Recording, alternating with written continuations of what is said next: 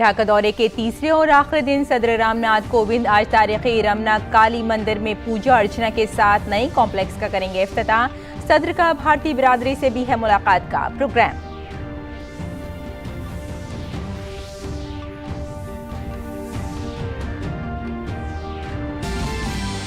वज़ीर-ए-आज़म नरेंद्र मोदी आज वाराणसी में मुनक़िद भारतीय मेयर इजलास का वीडियो कॉन्फ्रेंसिंग के जरिए करेंगे इफ्तिताह। इजलास का मौजू है नया शहरी भारत। 3 रोज़ा इजलास में मुख्तलिफ रियासतों के मेयर लेंगे हिस्सा।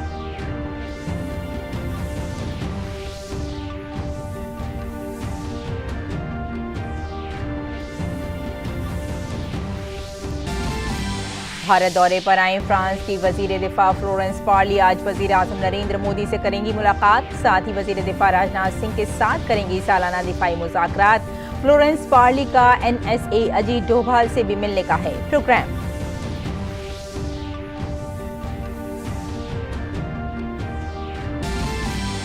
लोकसभा और राज्यसभा में कानून साजी से मुताल्लिक़ कई अहम काम लिस्टेड।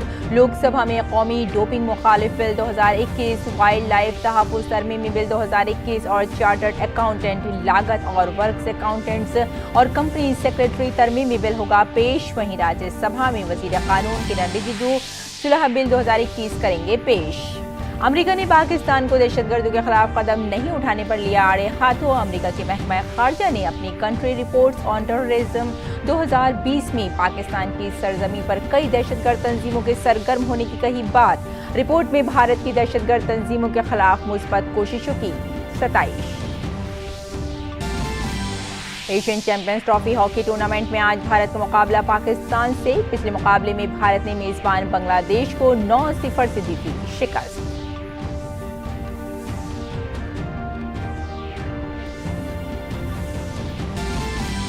और आलमी बैडमिंटन चैंपियनशिप में भारतीय खिलाड़ियों की शानदार कारकर्दगी जारी। PV सिंधु, HS प्रणॉय, लक्ष्य सेन और किदांबी श्रीकांत आज खेलेंगे क्वार्टर फाइनल मुकाबला।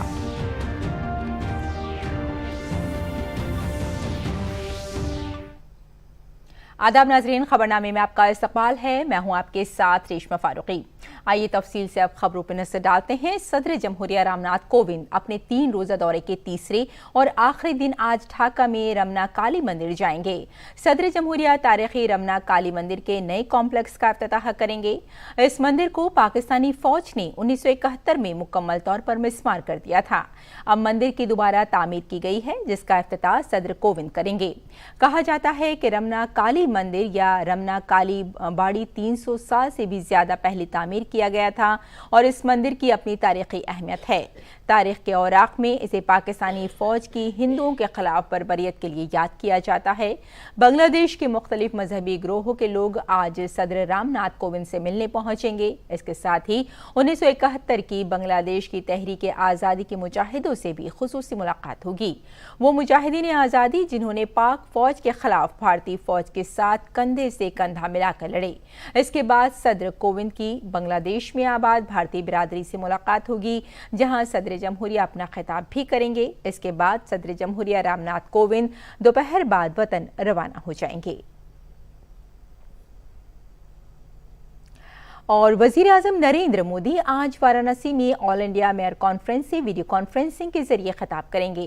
कॉन्फ्रेंस में मुख्तलिफ रियासतों के मेयर शिरकत करेंगे। कॉन्फ्रेंस की थीम नया शहरी भारत है। इस मौके पर उत्तर प्रदेश के वजीर आला और रिहाइश और शहरी उमूर के मरकजी वजीर भी मौजूद रहेंगे। वज़ीर-ए-आज़म की मुसलसल कोशिश रही है कि शहरी इलाकों में लोगों के लिए आसान जिंदगी गुजारने को यकीनी बनाया जाए। पुराने और कमजोर शहरी इंफ्रास्ट्रक्चर और सहूलियात की कमी के मसाइल को हल करने के लिए हुकूमत की जानिब से मुख्तलिफ स्कीमें और इक़दाम शुरू किए गए हैं।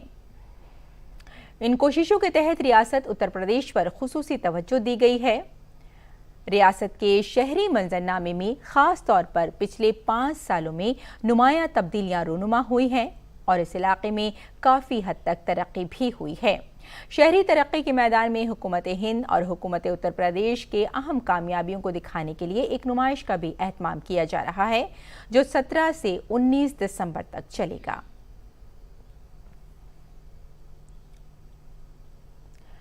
आज उत्तर प्रदेश के वाराणसी में ऑल इंडिया मेयर कॉन्फ्रेंस का इनेकाद किया जाएगा। कॉन्फ्रेंस में मुल्क भर के मेयर शिरकत करेंगे। हमारे नुमाइंदे हरिकेश बहादुर ने इस खुसूसी तकरीब के बारे में उत्तर प्रदेश के शहरी तरक्की के वजीर आशुतोष टंडन से बात की। नागरिक सुविधाओं को बनाने के लिए मेयर का बड़ा योगदान होता है। ये जो आप लोग काशी में करा रहे हैं, खास वजह देश भर के निर्वाचित महापौरों को इसमें आमंत्रित किया गया है और 100 से अधिक सम्मानित महापौरों के प्रोग्राम आ चुके हैं। नगर विकास विभाग द्वारा एक प्रदर्शनी का आयोजन किया गया, जिसका प्रातः 9:45 पे माननीय मुख्यमंत्री श्री योगी आदित्यनाथ जी और माननीय केंद्रीय नगर विकास मंत्री श्री हरदीप सिंह पुरी जी उसका उद्घाटन करेंगे। उसके बाद 10:30 बजे से महापौर सम्मेलन का उद्घाटन सत्र आरंभ होगा, जिसमें माननीय मुख्यमंत्री जी, माननीय केंद्रीय नगर विकास मंत्री जी उपस्थित रहेंगे और आदरणीय प्रधानमंत्री जी उसको वर्चुअली संबोधित करेंगे।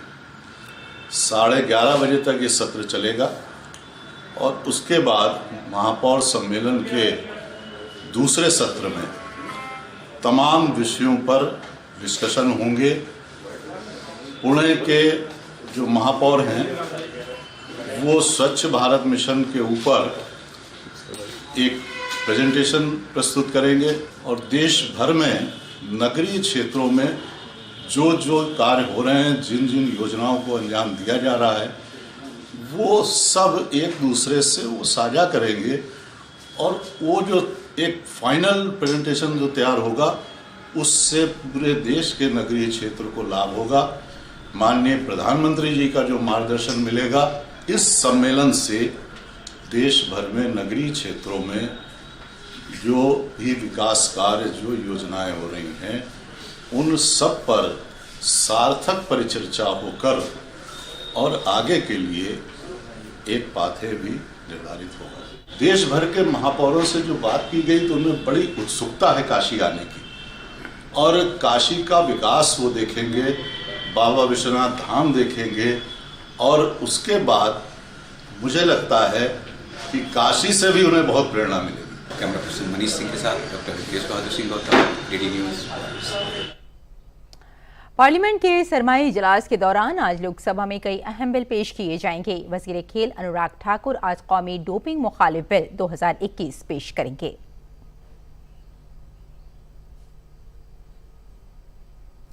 जंगलात और माहौलियात के वजीर भूपेंद्र यादव आज लोकसभा में वाइल्ड लाइफ तहफ़्फ़ुज़ तरमीमी बिल 2021 पेश करेंगे। वजीर खजाना निर्मला सीतारमण आज लोकसभा में चार्टेड अकाउंटेंट लागत और वर्क्स अकाउंटेंट्स और कंपनी सेक्रेटरी तरमीमी बिल 2021 पेश करेंगी। लोकसभा में ही वजीर खजाना निर्मला सीतारमण आज एप्रोप्रिएशन बिल गौर और पास किए जाने के लिए पेश करेंगी।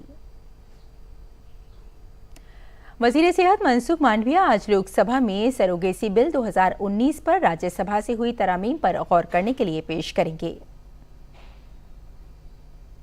लोकसभा में आज ज़ाब्ते 193 के तहत तब्दीली आबो हवा के मसले पर चल रही बहस जारी रहेगी। इस मसले पर पिछले बुध को बहस शुरू हुई थी। लोकसभा में आज गैर सरकारी अराकीन के जरिए कई बिल पास किए जाने के लिए लिस्टेड हैं। राज्यसभा में आज वजीर कानून किरण रिजिजू सुलह बिल 2021 पेश करेंगे। इसके अलावा राज्यसभा में कई प्राइवेट मेंबर बिल पेश किए जाएंगे। अगली खबर की जानिब बढ़ते हैं। उत्तर प्रदेश में आइंदा असेंबली इंतखाबात के पेश नज़र लीडरान मुसलसल प्रोग्राम कर रहे हैं।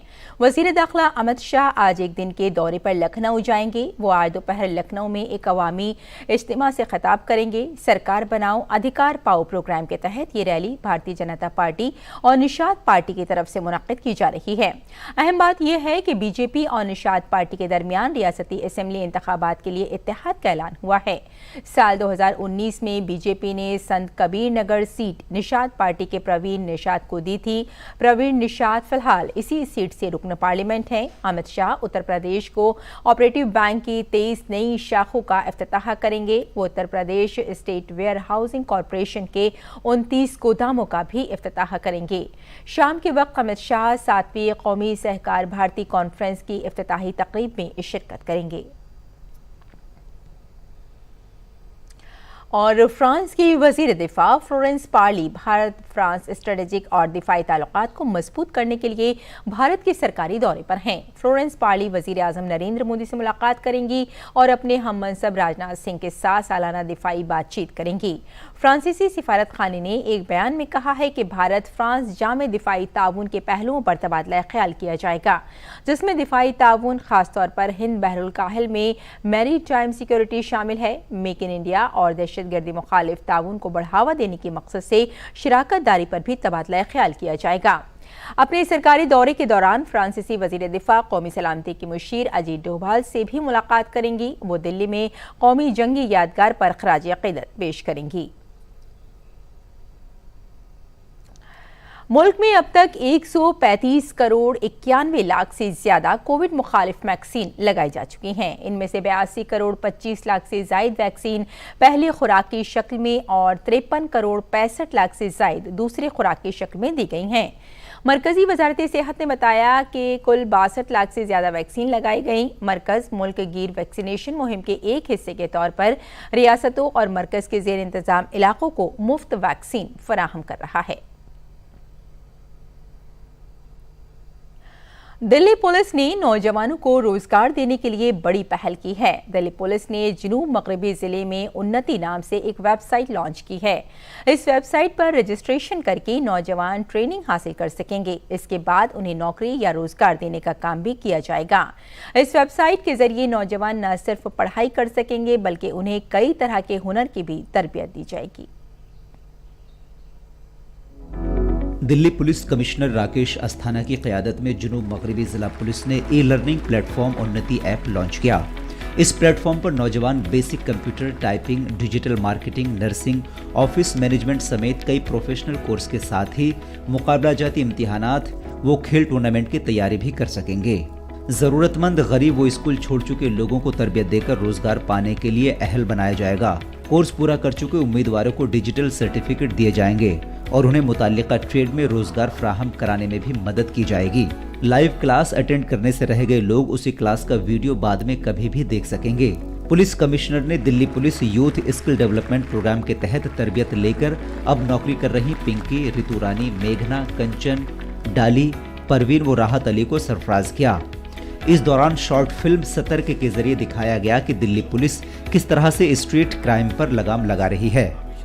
इस कार्यक्रम का मुख्य उद्देश्य यही है कि जो हमारे पुलिस के केसेस में बच्चे पकड़े जाते हैं या फिर ऐसी स्थिति में हैं कि वो क्राइम की दुनिया में आ सकते हैं, ऐसे लोगों को समाज की मेन स्ट्रीम में हम लोग लाएं ताकि वो पुनः क्राइम नहीं कमिट करें या कोई नया क्राइम नहीं कमिट करें। इस कार्यक्रम के तहत हम प्राइवेट पार्टनरशिप में बच्चों को ट्रेन करते हैं और उनको नौकरी दिलवाने की कोशिश करते हैं। इस प्लेटफॉर्म के माध्यम से घर बैठे ही युवाओं को प्रशिक्षण के साथ नौकरी पाने का मंच प्रदान किया जाएगा। ई लर्निंग प्लेटफॉर्म पर ट्रेनी के लिए काउंसलिंग, ट्रेनिंग और प्लेसमेंट की सुविधा फ्री में प्रदान की जाएगी। कोर्स के दौरान ट्रेनी को ऑनलाइन कोर्सेज दी जाएगी और ये क्लासेस सत्र के बाद भी रिकॉर्डिंग के रूप में पोर्टल पर उपलब्ध रहेगा। दिल्ली पुलिस हर साल तकरीबन 1.5 लाख लोगों को मुख्तलिफ मामलों में गिरफ्तार करती है। इसमें 85% लोग फर्स्ट टाइमर होते हैं, जबकि 10 से 15% लोग बार बार जुर्म करने वाले मुजरिम होते हैं। लेकिन ये ई लर्निंग प्लेटफॉर्म न सिर्फ नौजवानों को नई रोशनी देगा बल्कि जुर्म के रास्ते पर चलने से भी रोकेगा। मंजिल उन्हीं को मिलती है जिनके सपनों में जान होती है। पंखों से कुछ नहीं होता, हौसलों से उड़ान होती है।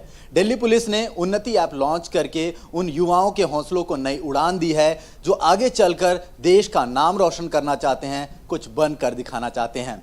कैमरामैन आनंद के साथ मैं मुकेश शुक्ला, डीडी न्यूज़, दिल्ली। विजय दिवस के मौके पर दिल्ली में बीएसएफ के जरिए मुनक़िद एक तकरीब में वज़ीर ख़ारजा एस जयशंकर ने कहा कि 1971 में हुई भारत पाक जंग में बांग्लादेश को आज़ाद कराने में बॉर्डर सिक्योरिटी फोर्स ने अहम किरदार अदा किया था।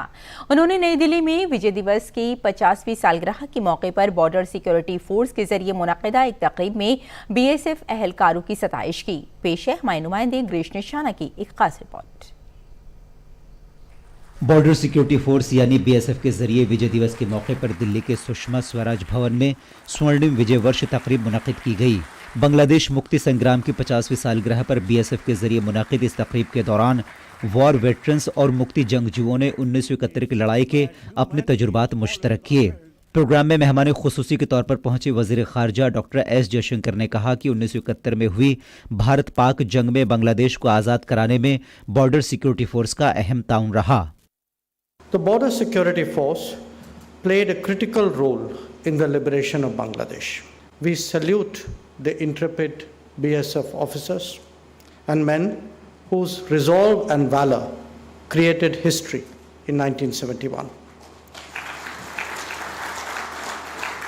Our deepest respects to all those BSF soldiers who made the supreme sacrifice during the war. The events held this year include this one by BSF are reflective of the deep historical bonds between the two countries. Guarding the over 4,000 kilometers long India-Bangladesh border, the BSF is a key stakeholder in India-Bangladesh Maitri. Programme के दौरान बांग्लादेश की तहरीक आज़ादी पर एक short film भी दिखाई गई। 125 BSF jawans sacrificed their lives. 392 were injured and 133 were reported missing. Apart from Kilapada and Karimganj, war memorials have also been built at Hilli and Khalpara in North Bengal in memory of some of these bravehearts.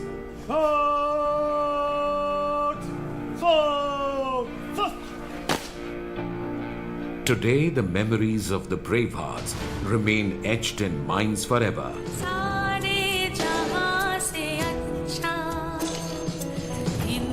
इस मौके पर भारत और बांग्लादेश के फनकारों ने रंगारंग सकाफती programme भी पेश किए। दिल्ली से ग्रीश निशाना की रिपोर्ट, डीडी न्यूज उर्दू खबरें।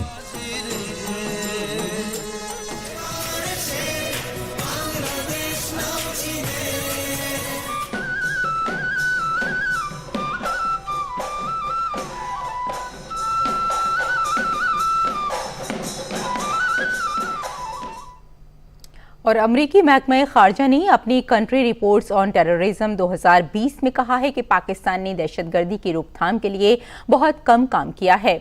महकमा खारजा ने यह भी कहा कि उसने 2008 में हमलों के मास्टरमाइंड रहे जैश ए मोहम्मद के बानी मसूद अजहर और लश्कर के साजिद मीर जैसे दहशतगर्दों पर मुकदमा चलाने के लिए किसी तरह की पहल नहीं की है। रिपोर्ट में पाकिस्तान पर तनकीद करते हुए कहा गया है कि कई दहशतगर्द तंजीमें पाकिस्तानी सरजमी से काम कर रही हैं, खासतौर पर लश्कर तैयबा और जैश ए मोहम्मद जैसी दहशतगर्द तंजीमें भारत के खिलाफ मुसलसल काम कर रही हैं।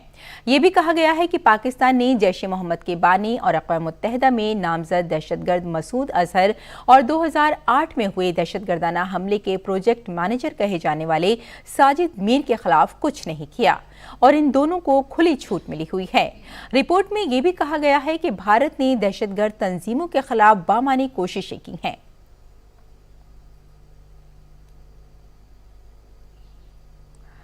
और खेल की खबरों में भारतीय मर्दों की हॉकी टीम आज एशियन चैंपियंस ट्रॉफी 2021 के अपने तीसरे मैच में रिवायती हरीफ पाकिस्तान से टकराएगी। यह मैच बांग्लादेश के शहर ढाका में खेला जाएगा। इस टूर्नामेंट में भारत और पाकिस्तान मुश्तरका दिफाई चैंपियंस हैं। हॉकी के मैदान पर आखिरी बार दोनों टीमें 2018 में आमने सामने हुई थी। एशियन चैंपियंस ट्रॉफी 2021 में भारत अब तक 2 मैच खेल चुका है। पहले मैच में भारत ने जनूबी कोरिया के साथ 2-2 से ड्रॉ खेला था, जबकि उसने बांग्लादेश को 9-0 से शिकस्त दी थी। इस टूर्नामेंट में पाकिस्तान ने अब तक सिर्फ जापान के खिलाफ मैच खेला है, जो बगैर किसी गोल के खत्म हुआ। एशियन चैंपियंस ट्रॉफी में भारत ने पाकिस्तान के खिलाफ कुल 8 मैचेस खेले हैं, जिनमें से टीम ने 4 में कामयाबी हासिल की है। पाकिस्तान ने 2 मैच जीते, जबकि 2 मैच ड्रॉ रहे। और भारतीय बैडमिंटन स्टार पीवी सिंधु ने स्पेन में खेली जा रही आलमी बैडमिंटन चैंपियनशिप के क्वार्टर फाइनल में जगह बना ली है, जहां आज उनका मुकाबला चीनी ताइपे की ताई जोइंग से होगा। सिंधु प्री क्वार्टर फाइनल में थाईलैंड की पूरन पावी चोचोवोंग को 21-14, 21-18 से हराने में कामयाब रही। सिंधु ने ये मैच सिर्फ 48 मिनट में जीत लिया। इस साल सिंधु की कारकर्दगी गैर मामूली रही है। इस साल टोक्यो ओलंपिक्स में कांसे का तमगा जीता, वर्ल्ड टूर फाइनल में चांदी का तमगा जीता, जबकि इंडोनेशिया ओपन और इंडोनेशिया मास्टर्स की सेमीफाइनल में पहुंची। वहीं एचएस पोर्नोई की जीत का सफर जारी है। इस खिलाड़ी ने प्री क्वार्टर फाइनल में डेनमार्क के रेसेम को 16-21, 21-8, 22-20 से शिकस्त दी। एचएस पोर्नोई का सामना आज क्वार्टर फाइनल में सिंगापुर के केन युलोफ से होगा।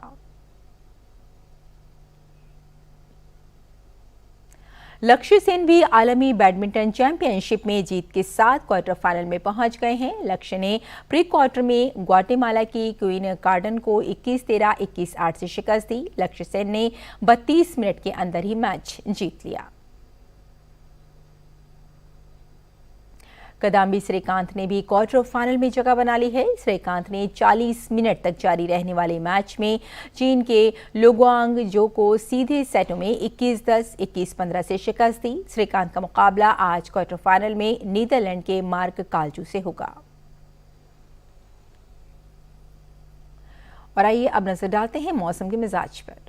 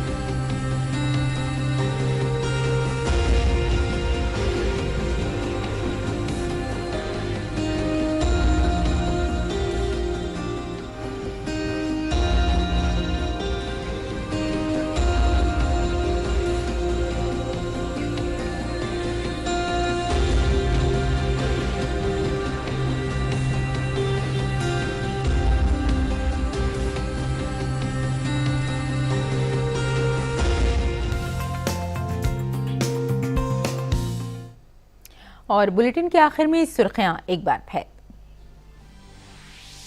ढाका दौरे के तीसरे और आखिरी दिन सदर रामनाथ कोविंद आज तारीखी रमना काली मंदिर में पूजा अर्चना के साथ नए कॉम्प्लेक्स का करेंगे इफ्तिताह। सदर का भारतीय बिरादरी से भी है मुलाकात का प्रोग्राम।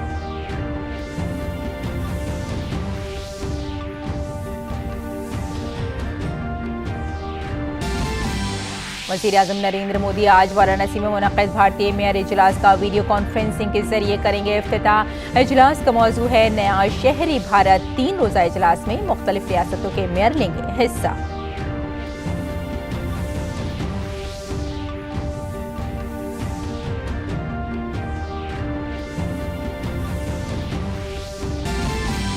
भारत दौरे पर आई फ्रांस की वज़ीर दिफा फ्लोरेंस पार्ली आज वज़ीर-ए-आज़म नरेंद्र मोदी से करेंगी मुलाकात। साथ ही वज़ीर दिफा राजनाथ सिंह के साथ करेंगी सालाना दिफाई मुज़ाकरात। फ्लोरेंस पार्ली का NSA अजीत डोभाल से भी मिलने का है प्रोग्राम।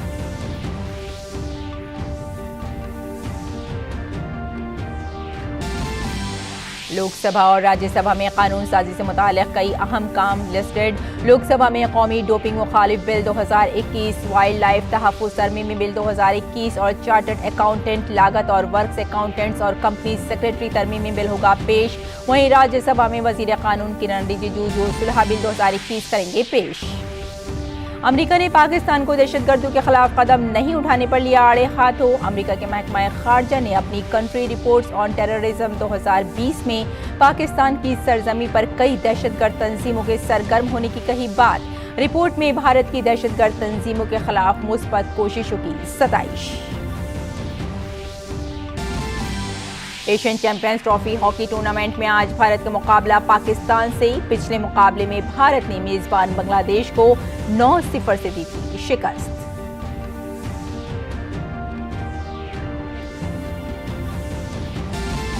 और आलमी बैडमिंटन चैंपियनशिप में भारतीय खिलाड़ियों की शानदार कारकर्दगी जारी। पीवी सिंधु, एचएस प्रणॉय, लक्ष्य सेन और किदांबी श्रीकांत आज खेलेंगे क्वार्टर फाइनल मुकाबला।